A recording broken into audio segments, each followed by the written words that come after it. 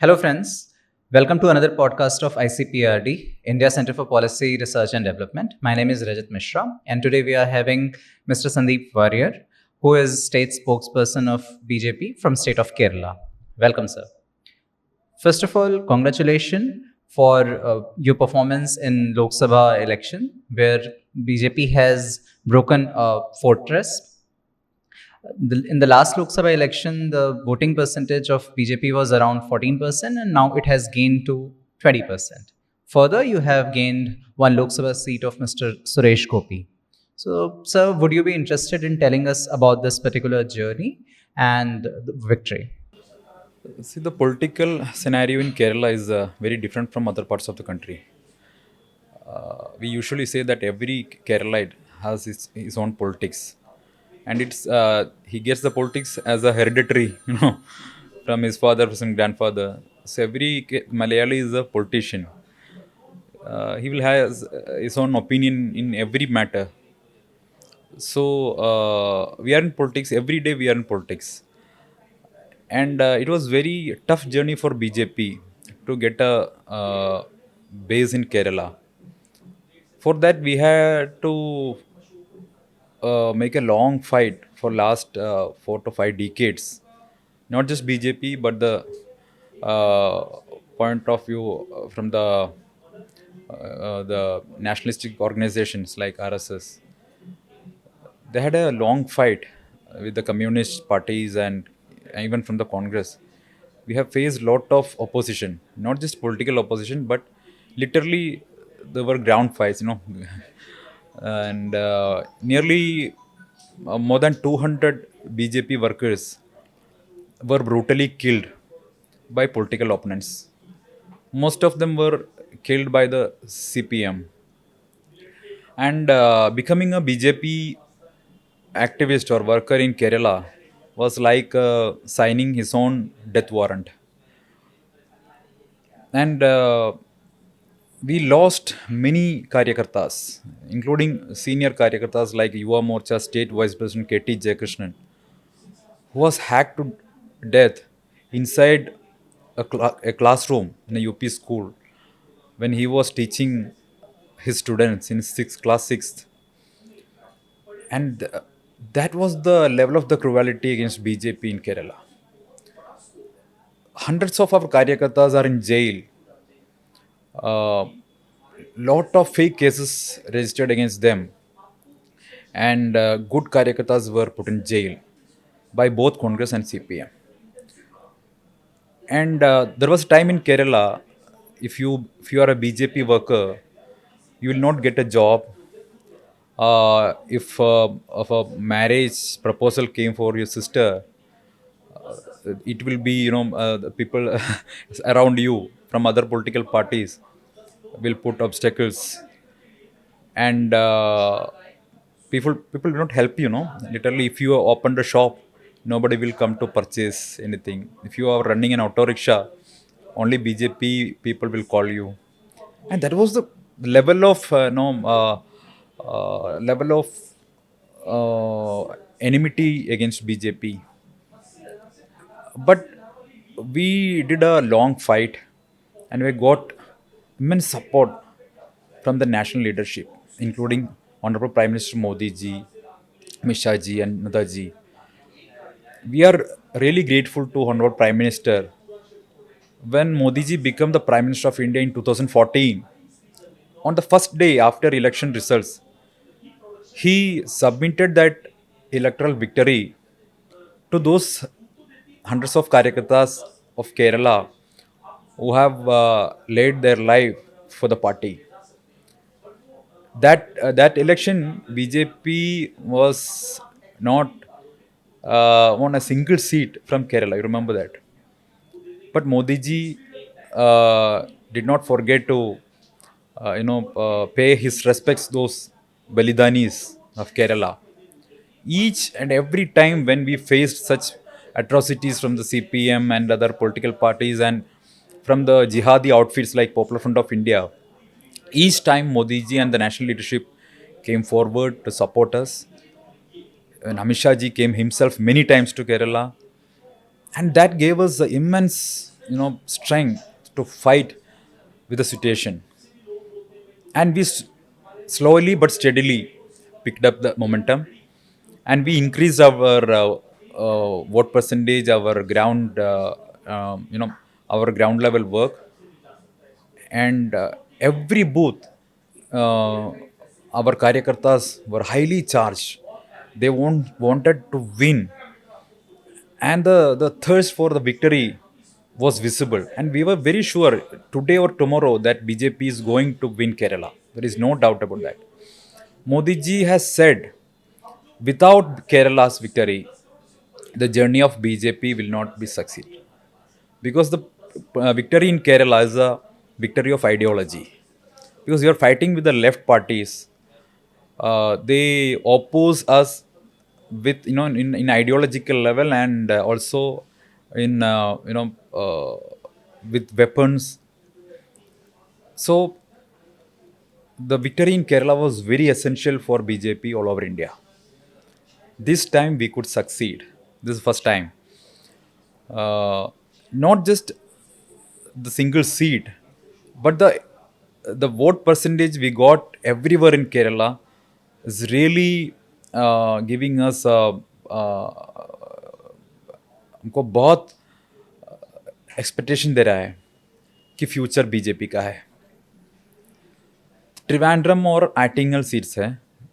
दोनों सीट में जो विक्टरी और बीजेपी के बीच में केवल 15,000 का डिफरेंस था, और त्रिशूर में सुरेश गोपी जी का जीत हुआ 75,000 वोट मार्जिन में.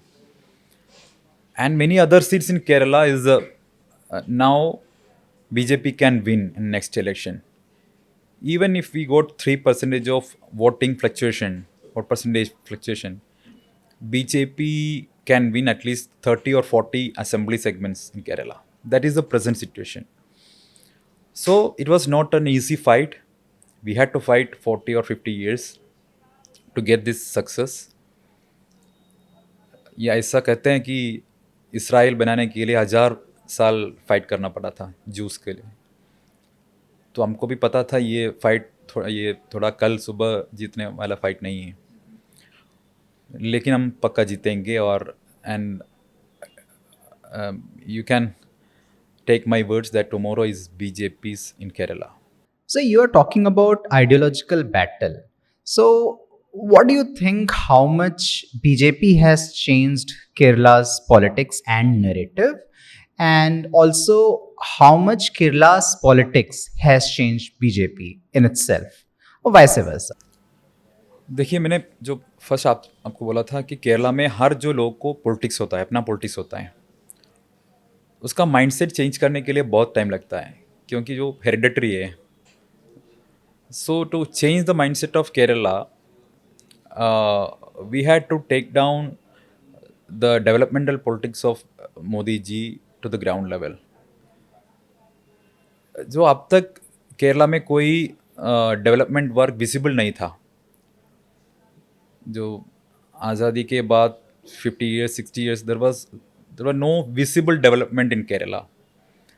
All those developments happened in Kerala in social sector, which was basically by the uh, Kerala expatriates who are in Middle East.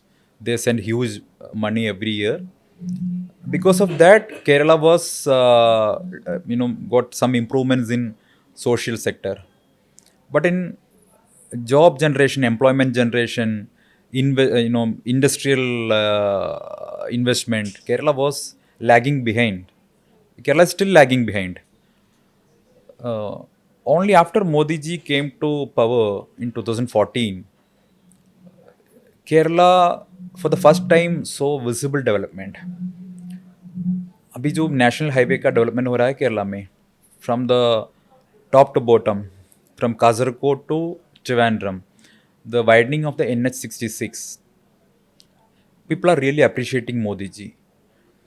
Because when Kerala was enjoying 5 cabinet ministers and 20 MPs were supporting the UPA government, they could not build even a 10-kilometer bypass. But when Modi ji came to power, first he built main bypass in Kollam and Alleppey, which was pending for last 4 to 5 decades. So people started trusting Modi ji's development politics. We took it down to the booth level. We talked to every voter.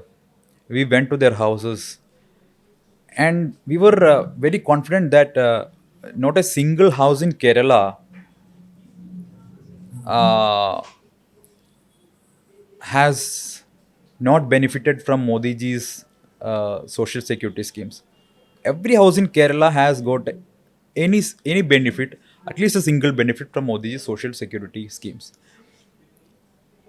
Even if he has not got anything from the central government, Modi government, at least he will have purchased medicine from Jan Aushadhi, PM Jan Aushadhi, with a reduced price. Usually, Kerala healthcare, we give very many very important importance for the healthcare. So, adding into it, you have talked about infrastructure and highway development. That's all well. But if even you'll consider Niti Aayog's human development indices or any other such index, Kerala has performed really well in all these parameters, especially health and education.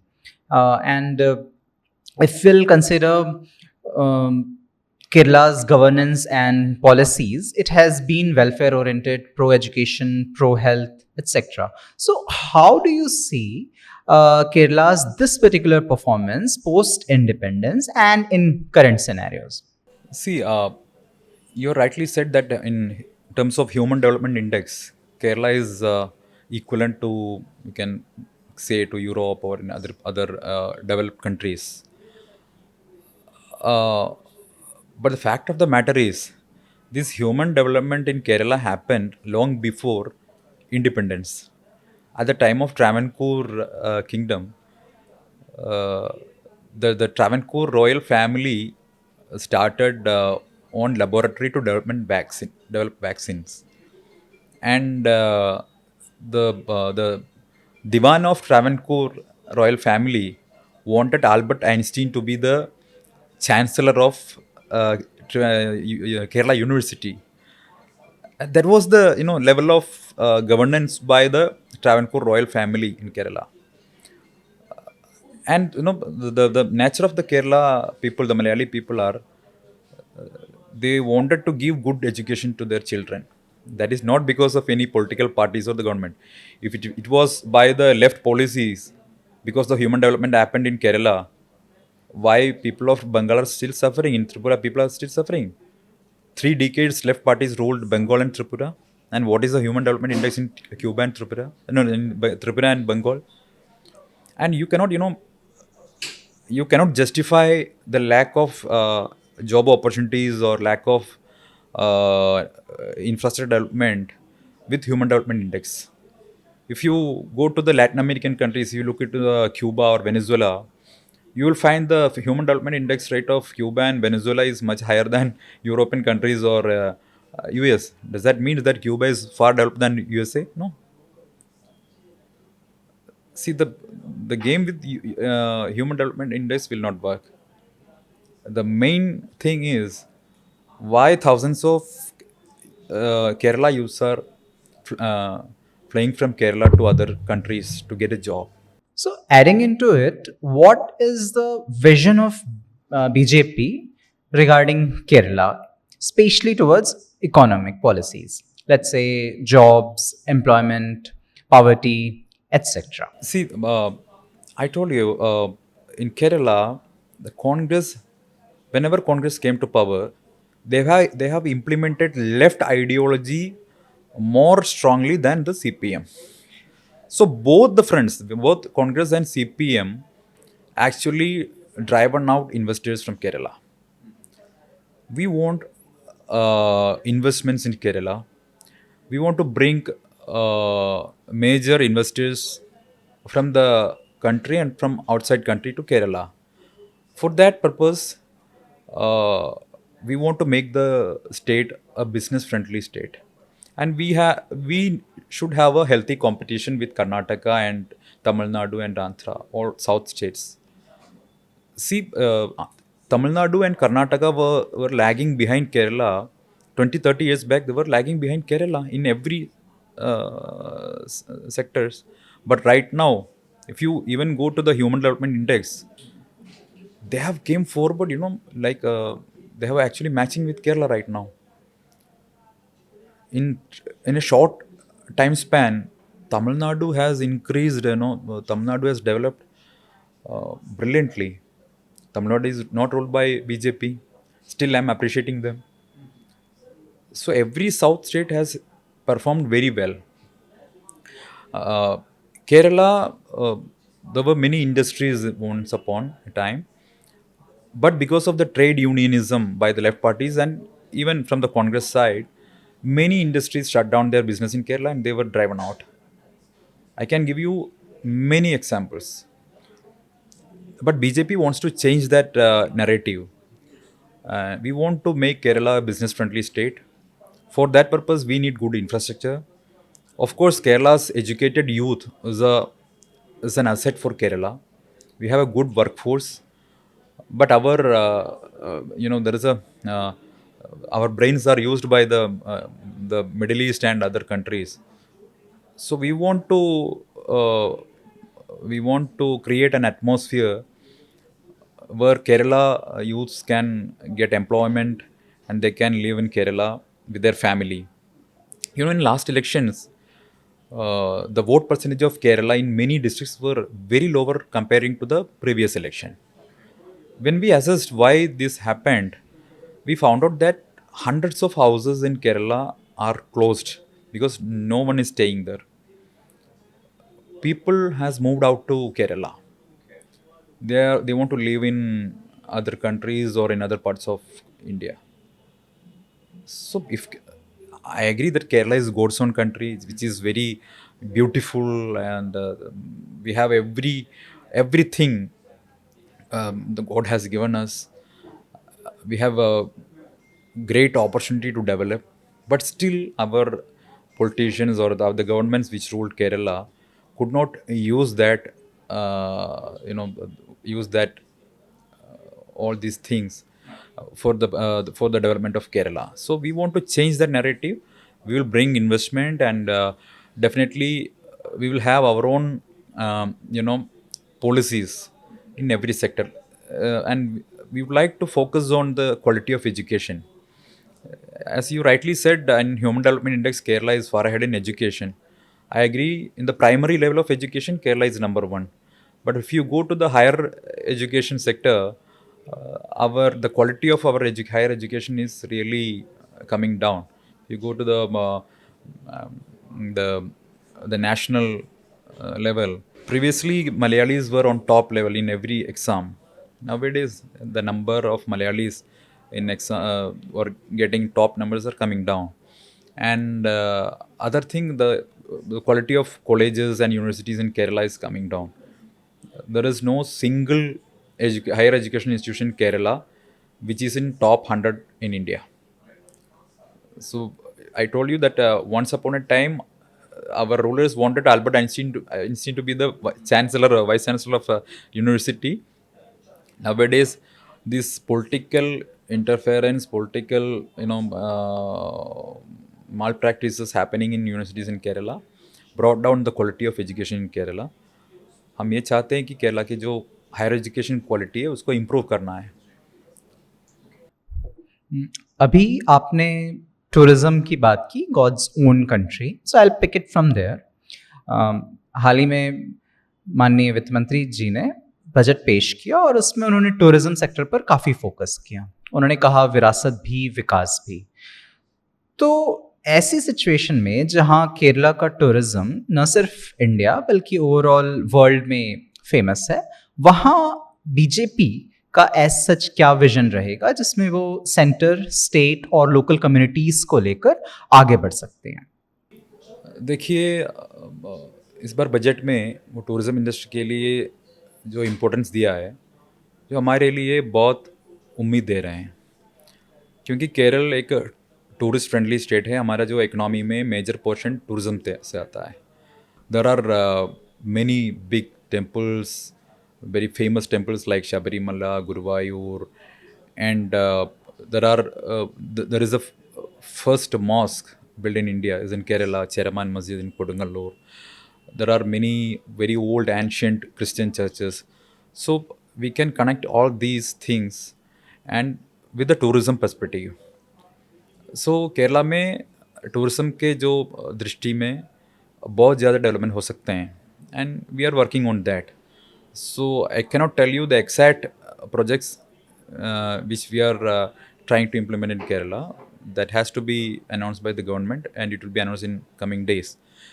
But I assure you that in tourism industry, Kerala is going to watch a big change because the honorable MOS for tourism is from Kerala, and Sri Suresh Gopi ji is taking all efforts to improve the tourism segment in Kerala. He's talking with various stakeholders, and as far as I know, that a detailed project will be submitted, and later on that more announcements will come. But in Kerala, I think we can use Ayurveda, this temple tourism, and our this typical type of tourism. Uh, this combo will work in Kerala, and also the ancient martial arts, but the mother of all martial arts, Kalaripayattu, is from Kerala. So, if you go to the every district in Kerala, there is a tourism potential from Kasaragod to Trivandrum. So we will use that, and the tourism industry in Kerala is really hoping that these 5 years, Kerala will have a good jump in terms of tourist inflow. In last 2 decades, even though Kerala was called God's own country, the tourism inflow was coming down. After post COVID, the tourism industry was really got hurt. In Kerala, especially the houseboat industry, everything got hurt after this post COVID scenario. Now things are getting better, and the support from the central government will be there. And in Kerala, thousands of new jobs will be created in tourism industry. So as you talked about budget which was recently announced, as a BJP spokesperson, what do you see are the major highlights of this particular budget and major takeaways specifically for Kerala? And later on, we'll also talk about Kerala and other South Indian states as well. See about the budget, I think this budget is very much growth-oriented budget with job creation. As far as Kerala is concerned, we are very much happy that the capex investment is 11 lakh crore, and Kerala is going to get uh, a good portion from that capex investment. In that, which is Kerala was lagging behind for several decades. So the asset creating, the capital investment, that part is very much going to help Kerala and South states. And also the investment in railways, nearly 2.5 lakh crore is going to invest in Kerala in railway. That is going to that we are going to see a great modernization program going to happen in railways. And presently, Kerala has benefited hugely by the development happening in railways. Major railway stations are getting modified, facelifting programs are happening, and I'm sure that more railway stations will be included in that. And I expect we will get more Vande Bharat trains like that. So, in terms of this capital investment, we are very hopeful, and that is what going to change India for a longer run, and it is going to create thousands of jobs, new jobs. And regarding the budget, as I told you, this budget is growth oriented with job creation. And Nirmala ji has created history by continuously presenting 7 budgets. For the first time, a finance minister is presenting 7 budgets. In budget, FM has also announced there will be initiating 1 crore organic or natural farmers. So Kerala is famous for its natural medicines, Ayurvedic and herbal medicines, and also organic farming, etc. In that scenario, how will you take this particular scheme forward in Kerala? You're right. The investment happening in agriculture and farming is really making changes in Kerala. Uh, you know about the farmer producer companies, FPOs. In every block in Kerala, the central government has initiated for FPO, and even I'm chairman of one FPO like that. So uh, we have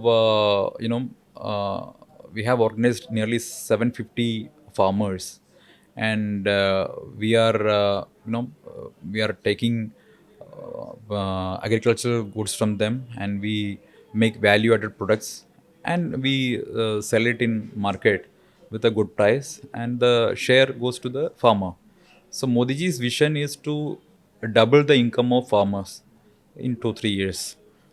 In that view, I think the focus on agriculture and farming, and also in blue economy, which is in which Kerala is going to benefit a lot, because we have a nearly 500 kilometer sea face, and fishermen community is a very large community in Kerala.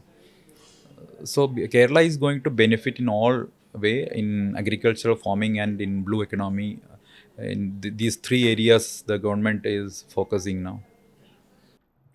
Another question is around Purvodaya.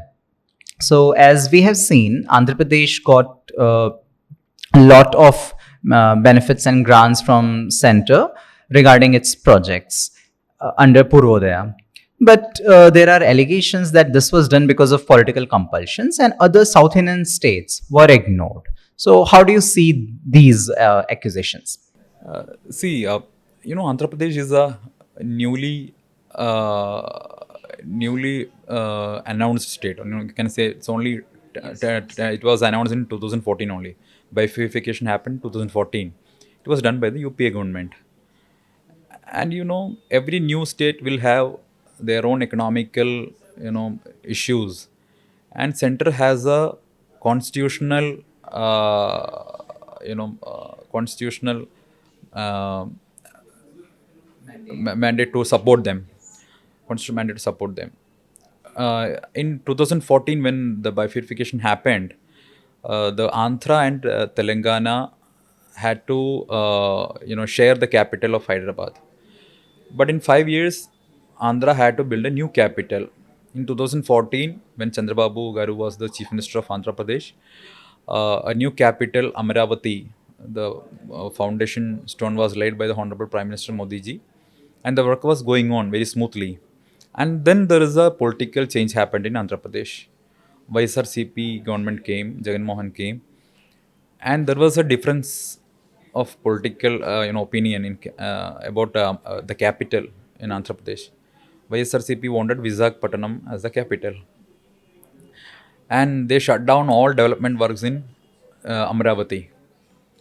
Uh, we usually say that governments are, continuity. Even political parties change, the governments are continuous. So, if one party goes from the power, the next party should continue the developmental process. But what happened in Andhra Pradesh was most unfortunate. Thousands of crores were invested in Amaravati, and for the next 5 years, YSRCP did not give any attention to Amaravati, and they wanted a capital to build in Visakhapatnam, but they never did it. And again, in this last assembly election, the main political campaign in Andhra Pradesh was Amaravati should become the capital.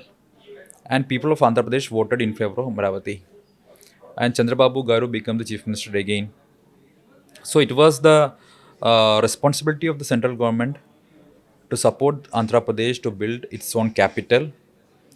And in this budget, Nirmala ji has rightly supported Andhra Pradesh, which is a newly announced state, and they have a right to get that capital. which was pending for last 5 years. So the allegation of bias is we cannot accept that. Andhra Pradesh deserves that. Let's take forward the political questions. There has always been a narrative of BJP which is different in southern part of India in comparison to northern India. So let's say what BJP tells its voters in Kerala or Tamil Nadu or be it in Karnataka is much more different from northern states. So how do you consider this narrative? Do you find any contradictions or any confusion of that sort? See, the North versus South is actually a propaganda was created by George Soros and company, and they wanted to portray as a BJP as an anti-South Indian party, in which they failed miserably. People of South India proved that nobody can question the integrity of uniformity or the strength of our country. They voted in favor of BJP, and in this election also BJP is the single largest party in South India. Last Lok Sabha elections also BJP was a single largest party. Uh, the interesting fact in this election is BJP has a footprint in every south state. In Telangana, we have members. In Andhra, we are in government. In Karnataka, we are in opposition. In Tamil Nadu, we have increased our vote percentage, and under the leadership of Honorable Annamalai ji, BJP has reached second position in 12 seats. Unfortunately, we could not win a seat in Tamil Nadu, even though BJP has performed very well there. In Kerala, we have opened our account, and we have got tremendous support from the people. So the narratives north south is not going to work anymore. And what is the right of Congress to speak about Northeast? When Congress was in power, did they acknowledge that Northeast is a part of India? No, they did not even recognize Northeast as a part of India. They really ignored the aspirations of Northeast. They, the first railway reached in many of Northeast states after Modi ji came to power. The first highway reached there after Modi ji came to power. First AIMS reached to Northeast after Modi ji came to power. No, first good higher education institutions reached Northeast after Modi ji came to power. In Lok Sabha, when UPA was in power, then the Minister of Defense, Sri A.K. Antony, is from Kerala. He said it is Congress policy to make border states underdeveloped because Congress were so afraid of Chinese aggression, and because of enemy, the fear of the enemy, Congress purposefully made our border states underdeveloped. They don't want to develop roads, good roads, infrastructure. They thought the enemy will come inside if we build good roads in the border states. And what is the crime of the people in border state? They are also Indians. They have every right to enjoy the uh, lifestyle of any Delhiite, no, or any Keralite. But it was injustice from the Congress governments for so long, for 6 decades. They ignored the plight of Northeast people, and it was like divide and rule by the Congress. They used all sectarian forces in Northeast to come to the power in those states, and they put those states underdeveloped. So it was a crime from the side of Congress. After Modi ji came to power, his policy was to develop Northeast. Railways reached Northeast, airports started in Northeast, good schools, good healthcare system, everything after post 2014. The Northeast is changing. Before, no Keralites were traveling to Northeast in his bullet, bike, and doing vlogging. Nowadays, you can see hundreds of Kerala youths are traveling to Northeast states and doing vlogs in YouTube. So that is a change happened after Modi ji came to power. So not just Northeast, you look to the Kashmir. See how things were changed after 2014. So this is what happened after Modi ji came to power, to the government, is that every part of the country started enjoying uh, the fruits of the development was happening. I will give you another example. If Congress was in government and G20 summit was happening in India, where that will happen? It will happen in Delhi only, in any five-star hotels in Delhi, or in any things will happen in Delhi. It will be a Delhi summit. But Modi ji is the prime minister, and he distributed the whole G20 summit to every nook and corner of the country. Even the summit, the programs were done in Kashmir, in Srinagar. Can you dream, if Congress was in power, a summit like G20 will be happening in Srinagar? No. You remember at the time of UPA government, the interlocutors were going to Srinagar and knocking the door of this so-called Azadi gang there, this Tukde Tukde gang there. What happened to them now? So this is a change happened in Modi government, and things are changing every part of the country, including South. You cannot divide India in terms of language, in terms of religion, in terms of dress, in terms of food, anything. You cannot divide India. You cannot divide Bharat. Adding to it, you talked about North South and division, and obviously India cannot be divided on these lines. But there are apprehensions that because of delimitation, which BJP wants to do, there will be loss of seats to southern states in comparison to northern parts of India. So, how do you see these allegations? Even though there are some happiness around some. Political commentators who are saying because BJP is gaining ground in southern India, so there will be less chances of such a division through delimitation. What do you think about that? Actually, you are mentioning the old narrative. So I think those who are saying because of delimitation BJP is going to gain, after this election they will change the narrative.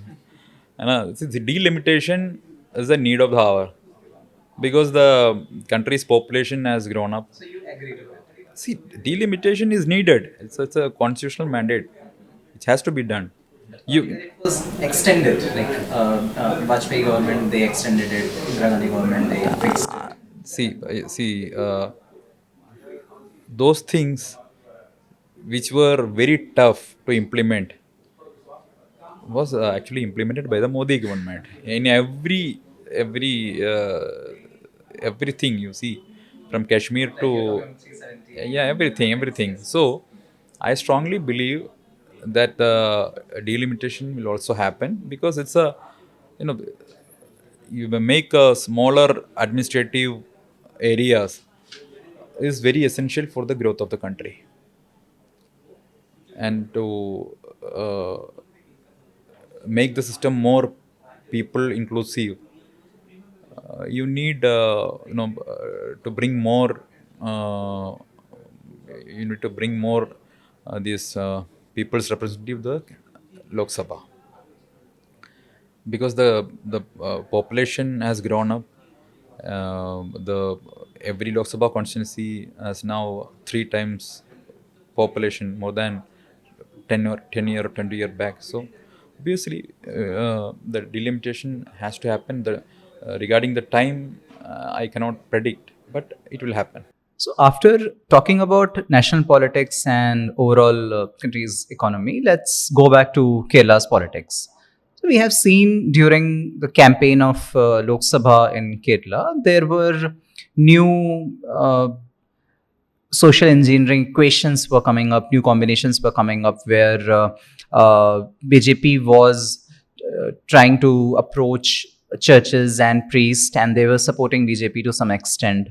So, how do you see these religious combinations gaining momentum in Kerala? See, the need of social engineering was very essential in Kerala, uh, and that was the call of the hour actually, because the Christian community in Kerala was so scared after so many atrocities happened against them, including the chopping of a hand of a professor for putting up a question in a question paper. You know that, and lot of attacks against Christian community happened in not just in Kerala, in other parts of the world also, like what happened in Syria, what happened in Afghanistan, what happened in Easter Day in Sri Lanka, Colombo.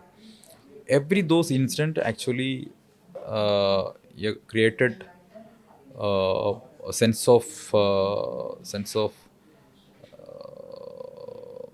you know issue in Kerala in Christian community, and that was the momentum where Christians started thinking differently. Previously, the Congress used Christian community as a vote bank. Every 5 years, they will go to polling booths, and without any much pressure, they will cast their vote for Congress. That was happening for so long time, and Christian community got nothing. But when Modi ji came to power in government, from the first day, he started talking to the Christian community. With every community, he started speaking. Obviously, with the Kerala Christian leadership, he started speaking, and the top leaders were invited to Delhi. The top level leaders of Christian churches, all Christian denominations, were invited to Delhi to meet the Honorable Prime Minister, and their concerns were patiently listened by the Prime Minister, and that was given a trust to the Christian leaders that BJP is actually not their enemy. BJP is a party they can trust with, and they can vote with. And this time the change is visible in Kerala. In Thrissur, large number of Christian votes came to BJP. In other parts of Kerala also, BJP has got a larger portion of Christian votes. And the narrative which was created by the left and Congress as BJP portrayed BJP as an anti-Christian party, nowadays totally changed. So they are very after this. There are the 2 3 incidents, like the PFI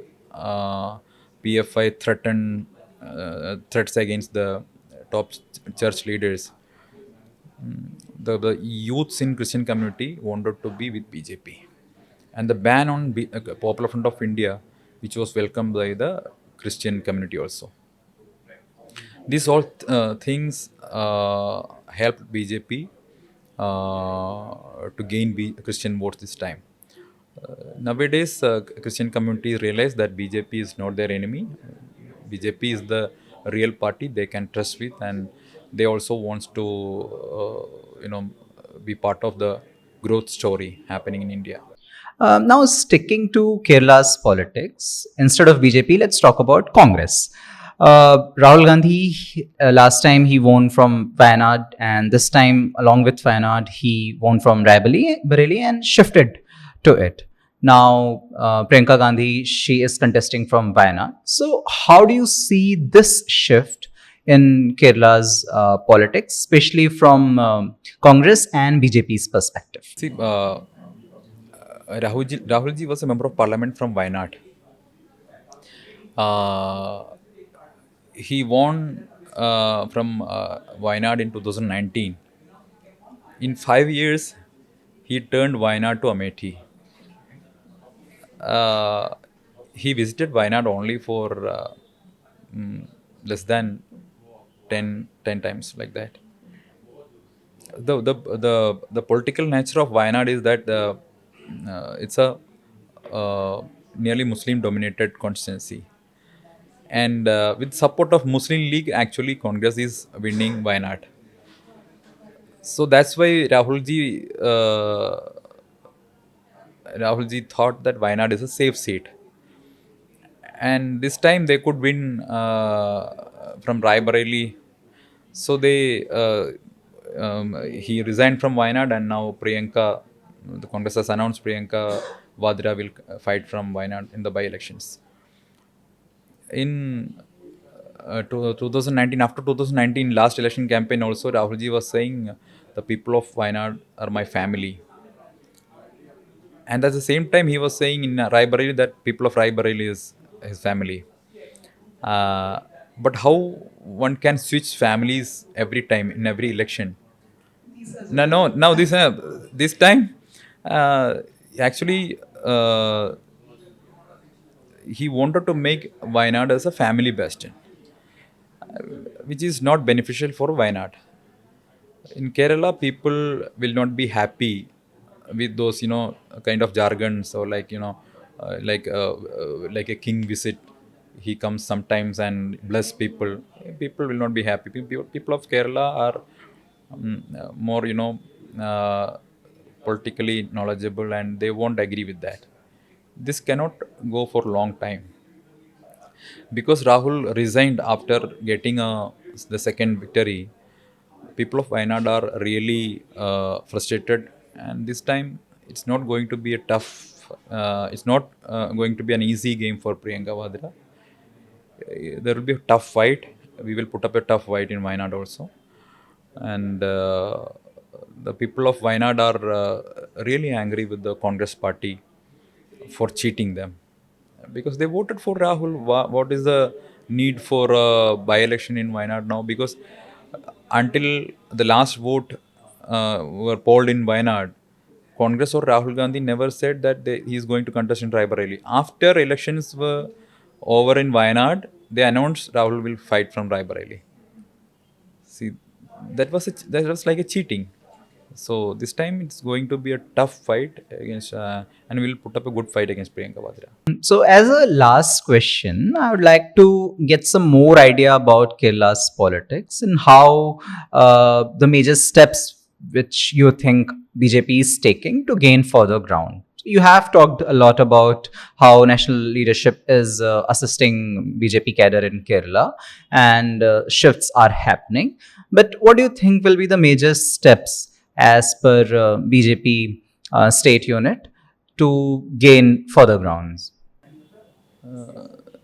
देखिए केरल में हमारा जो काम है, जो मोदी जी का सरकार अभी जो प्रोग्राम्स चलाते हैं उसको ग्राउंड लेवल तक लेके जाना हमारा दायित्व है। तो हम उसमें फोकस करेंगे और जो जो सोशल स्कीम्स है उसको हम केरल के जो हर गांव में हर बूथ में थोड़ा और forcefully will take it down, and that's the only thing BJP should focus on right now. And in 1.5 year, there's as panchayat polls are coming. The panchayat, corporation, municipal polls are contested by our karyakartas. So it's a karyakartas election. We all will put up all the efforts to make a good momentum in this panchayat election. BJP is hopefully will be winning at least 3 of the 6 corporations, and will be winning more than 100 municipalities and 25 to 50 municipalities and more than 100 gram panchayats this time. And there will be BJP members in every local government bodies in Kerala.